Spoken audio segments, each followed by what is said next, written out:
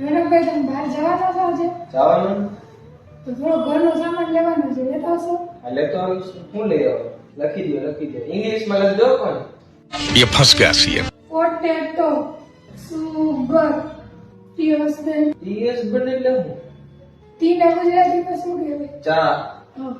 અને હસબન્ડ ને ગુજરાતીમાં શું કહેવાય? પતિ. Prajapati. No! God, please, no! No! હવે ગુજરાતીમાં લખજો. દાળ, ભાત, જીવન, છોકરો. આમ જીવન છોકરો એટલે જીવનને ઇંગ્લિશમાં શું કહેવાય? લાઈફ. અને છોકરાને ઇંગ્લિશમાં શું Boy. કહેવાય? હા, તો લાઈફ બોય. હારું હાલો હું જાઉં છું.